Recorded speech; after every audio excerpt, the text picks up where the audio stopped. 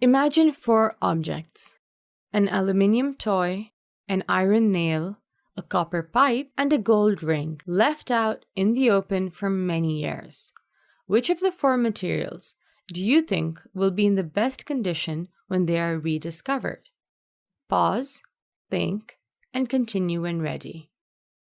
If you think the gold ring is likely to be in the best condition, you're right. The copper pipe and the iron nail will appear in a worse condition, but the aluminium toy is also preserved very well. Most likely, the iron nail will appear in the worst condition. This is because of corrosion. Corrosion is described as formation of compounds on the surface of a metal when it is exposed to air and/or water, or an electrolyte like salt water. Typically, once a metal corrodes, it forms compounds known as oxides or hydrated oxides. The nail, made of iron, rusted. This, by the way, is the only time you should use the term rusting. All other metals are considered as having been corroded when they react with water and/or oxygen in the air. But why would the nail be more corroded than the aluminium toy, the copper pipe, or the gold ring? Have you any ideas? Pause the video and continue when ready.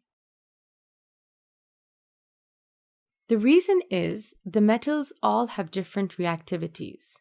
Iron corrodes faster because it's more reactive than copper and gold. But you may be wondering, why didn't the aluminium toy corrode the fastest?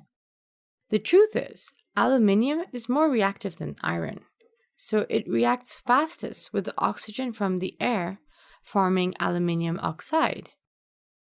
Aluminium oxide is very unreactive because once the oxide layer is formed on the surface, it binds very tightly to the surface of the metal, so no cracks can form and cause further corrosion.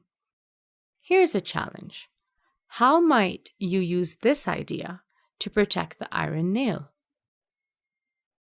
The answer is that by covering a metal like iron with another, more reactive metal like zinc.